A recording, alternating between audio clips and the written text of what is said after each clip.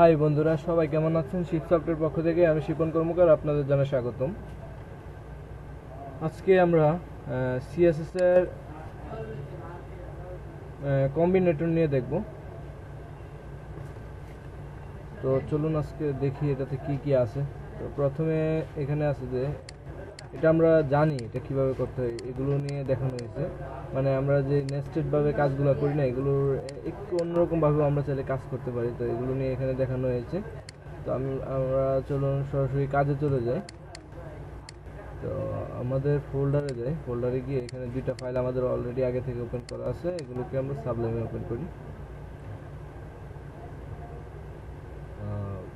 এগুলো কেটে দিই।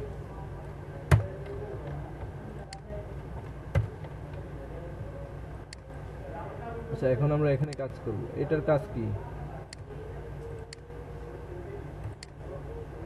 ডিসেন্ডেড, এটার কাজ কি দেখি চলুন।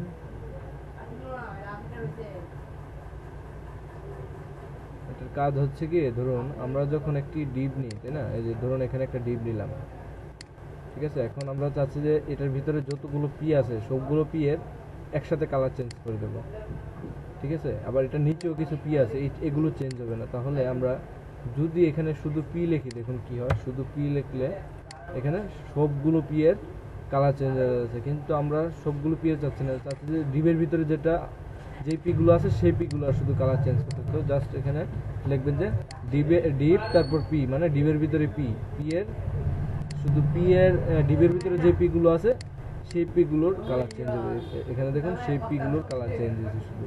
এটা আশা করি বুঝতে পারছেন, এগুলো আমরা আগেই আলোচনা করেছি।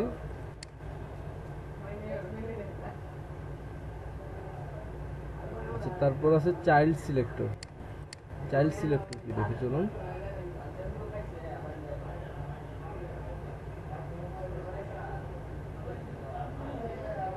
দেখুন এখানে চাইল্ড সিলেক্টর বলতে কি বোঝানো হচ্ছে, আমরা এটা একটু করে দেখাই আপনাদের।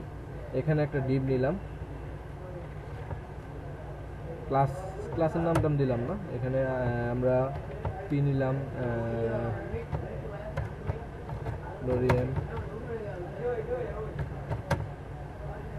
লোরিয়াম ইপসাম,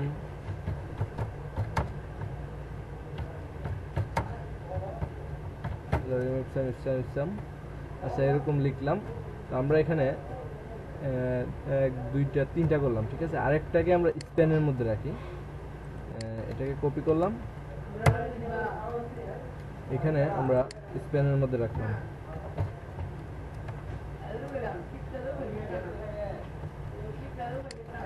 আচ্ছা, এখন আমরা যদি এই ডিপকে প্রথমে লিখি অথবা এখানে একটা ক্লাস দিয়ে লিখতে পারি, যেমন ক্লাসের নাম দিলাম যে মেইন, ঠিক আছে। আমরা মেইনকে ধরি, প্রথমে মেইনকে ধরলাম এখানে ডট মেইন। তারপর আমরা কি চাচ্ছি যে এই মেইনের ভিতরে যতগুলো পি আছে সবগুলোর কালার চেঞ্জ করতে। তো আমরা লিখবো কি পি। এখন যদি আমরা এটার কালার চেঞ্জ করি, কালার আমরা যদি রেড করে দিই এবং ব্যাকগ্রাউন্ড আমরা যদি এটার ব্লু করে দিই, দেখুন কি হয়। এটাকে আমরা একটু রিফ্রেশ করে দেখি, আমাদের যে ব্রাউজার আছে সেখানে ওপেন করে দেখুন ব্যাকগ্রাউন্ডও চেঞ্জ হয়েছে, কালারও চেঞ্জ হয়েছে। তো এখন আমরা কি চাচ্ছি, ধরুন চাচ্ছি যে এই মেইন ডিপের মধ্যে যেই পি গুলো আছে শুধু পি গুলো, মানে এটার পরে যে পিটা আছে, মানে এটার পরে যদি আরেকটা স্প্যান বা আরেকটা ডিপ নিয়ে যদি তার ভিতরে পি থাকে সেটাতে কাজ করবে না। এটা দেখুন কি হচ্ছে, এটার ভিতরে যতগুলো পি থাকুক এটা ভিতরে থাকলেই চলবে, অন্য কোনো ডিপের ভিতরে বা স্প্যানের ভিতরে থাকলেও ধরে নেবে। এই যে দেখুন ধরে নিচ্ছে, কিন্তু আমরা কি লিখে দিয়েছি পি।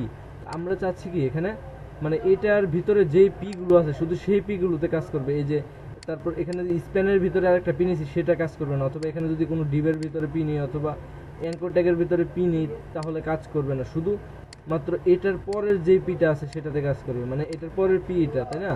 তো তারপরে আবার এটাও এটার পরের পি, এটাও এটার পরের পি, আবার এটা হচ্ছে গিয়ে এটার পরে আছে স্প্যানের পরে পি। তো আমরা চাচ্ছি কি, যদি এটার পরে পি থাকে সেগুলোতেই কাজ করবে যেটাতে এটার পরে পি আছে, আর এটার পরে যেটা স্প্যান বা ডিপ বা অন্য কোনো ক্লাস থাকবে বা অন্য কোনো কিছু থাকবে সেটাতে কাজ করবে না। তো আমরা এটা কিভাবে করব? এটা করতে হলে আমাদের জাস্ট এখানে একটা গ্রেটার দেন চিহ্ন দিয়ে দিতে হবে, মানে এটার ভিতরে পিটা শুধু কাজ করবে। তারপর সেভ করে একটু রিফ্রেশ করে দেখুন, দেখুন এটাতে আর কাজ করতেছে না, কারণ এটাতে এখানে স্প্যান দেওয়া, তাই না? তো আশা করি বুঝতে পারছেন, এটা খুবই সহজ। আর না বুঝলে ক্লাসে জানাবেন।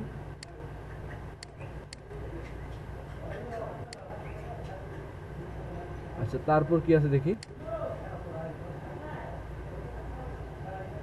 Adjacent সিভিলিং selector. আচ্ছা, এটা কিভাবে কাজ করে দেখি, চলুন।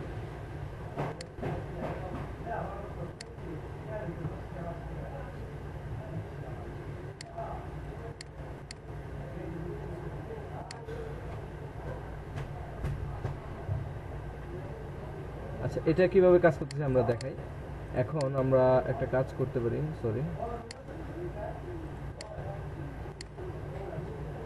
আমরা এখানে আরো কয়েকটা পি নিই, পি নিলাম, লোরিয়াম, কি লেখা যায়,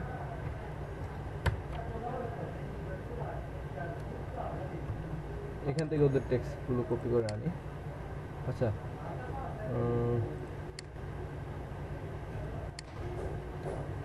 নট ইন এ ডিপ, আচ্ছা ডিপের ভিতরে না, এটা লিখে দিলাম।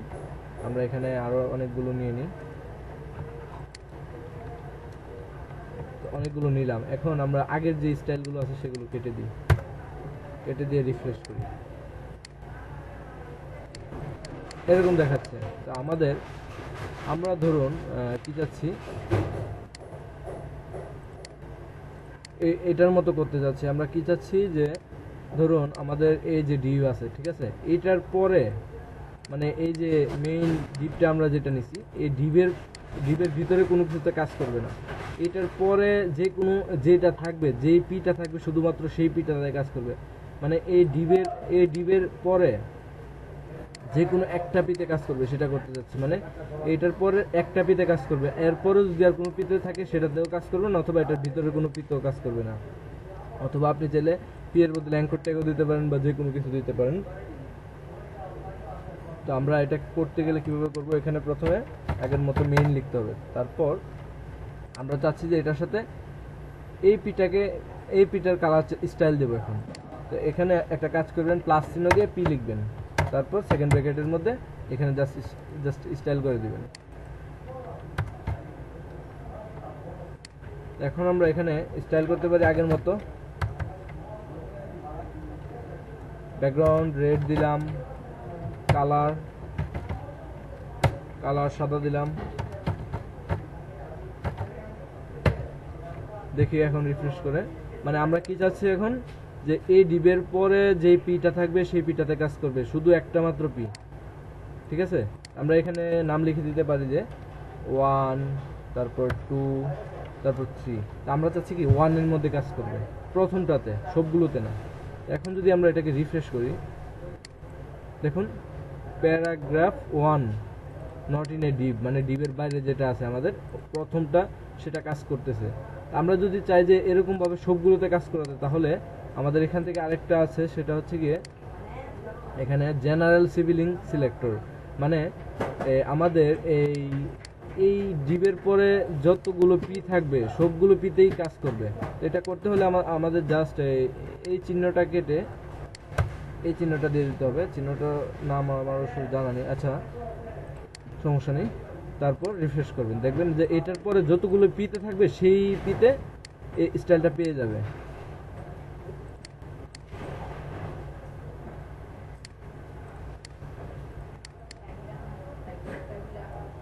আশা করি বুঝতে পারছেন এটা কিভাবে কাজ করতেছে। আমাদের আগে হয়েছিল কি, আমরা যখন প্লাস দিতাম তখন একটাতে কাজ করতো, তারপর এই চিহ্নটা যখন দিচ্ছি তখন এটার পরে যে পি গুলো থাকতেছে সবগুলো পিতেই কাজ করতেছে। আচ্ছা, তারপর কি আছে দেখি। আচ্ছা, তারপর কিছু নাই। আশা করি বুঝতে পারছেন এগুলো। তো আমরা আগামী পর্বে আরো নতুন কিছু দেখানোর চেষ্টা করব। ধন্যবাদ, সবাই ভালো থাকবেন।